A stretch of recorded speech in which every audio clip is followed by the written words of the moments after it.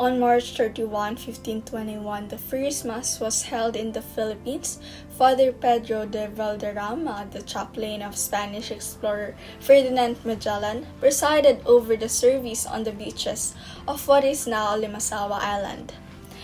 Let's talk about the historical documentation. Primary sources give comprehensive accounts of the events, including celebrating the first Mass upon landing in the Philippine archipelago, such as the Journal of Magellan Expedition member Antonio Pigafetta. Chronological sequence: before any other known Christian religious rite in the Philippines, there was a Mass in Limasawa. This era in the Philippine history is noteworthy because it represents the spread of Christianity throughout the islands. Let's talk about the geographic context. The initial Mass's location on Limasawa Island is consistent with historical accounts and the geographical explanation given by the early explorers. Its position in the center of the Philippines suggested that this is where Spanish explorers and native Filipinos may have first met.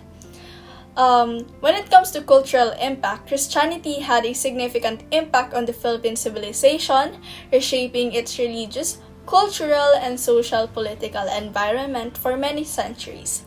The foundation for further missionary endeavors and the spread of Christianity across the archipelago was established by the first Mass said on Limasawa Island. Let's acknowledge by the authorities as part of its cultural legacies and historical significance to the Philippine government, early commemorates the first Mass celebrated at Limasawa Island.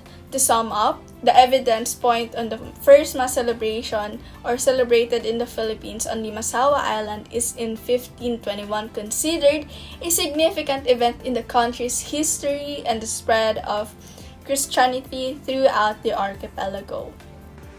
The claim that the first Mass in the Philippines was held in Limasawa Leyte is a widely accepted historical fact in the country.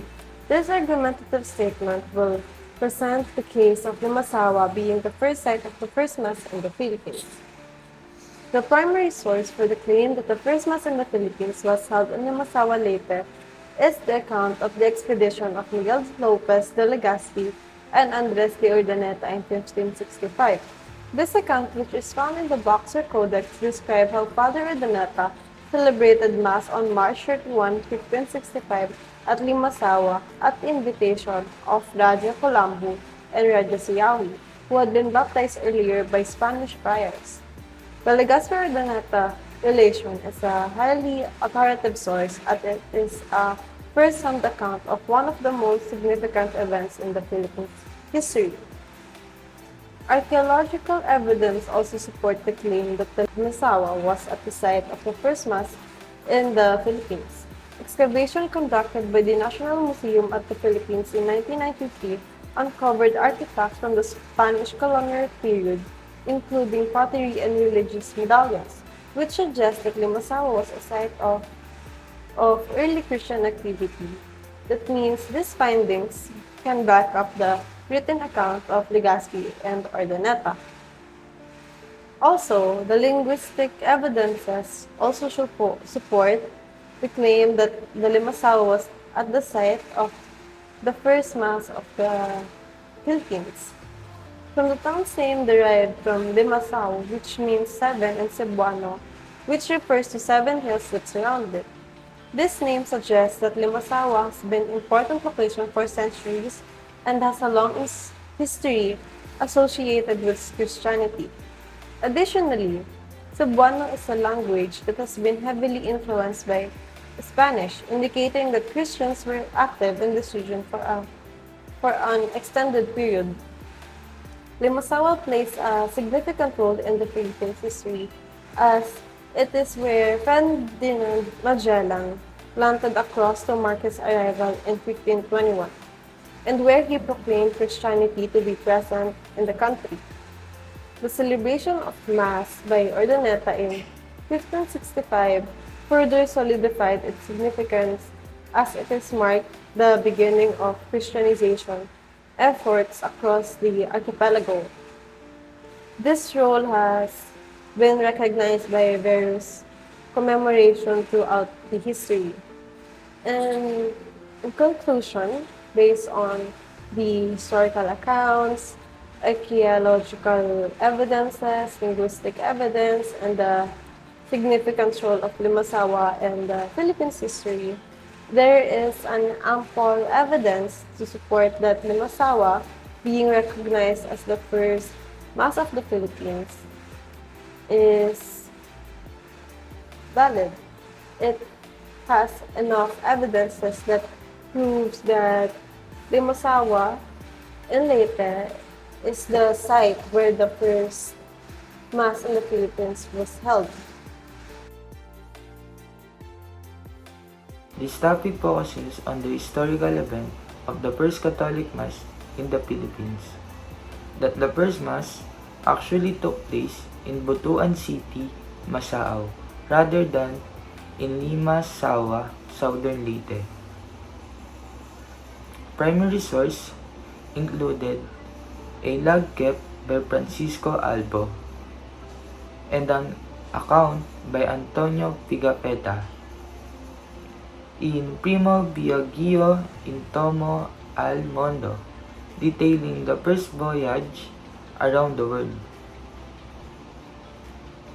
Albo's account does not mention the first Mass, while Pigafetta state that it took place in Mazao on Easter Sunday, March 31, 1521.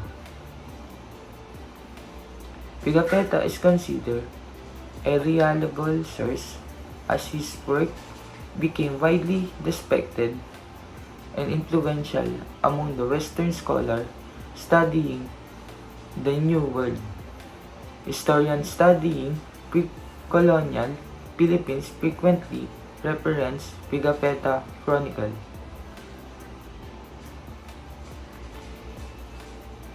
Historians have recently discovered new evidence suggesting that the first Mass in the Philippines took place in Butuan City.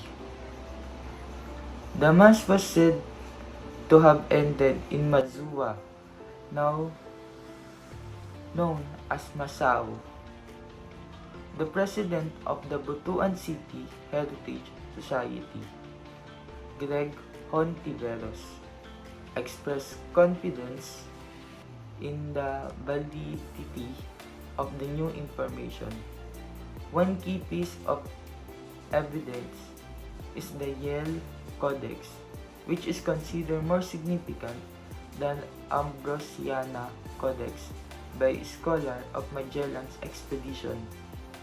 In conclusion, we have collected and analyzed evidence that confirms the first Mass in the Philippines occurred on Easter Sunday, March 21, year 1521, in Masao, Butuan.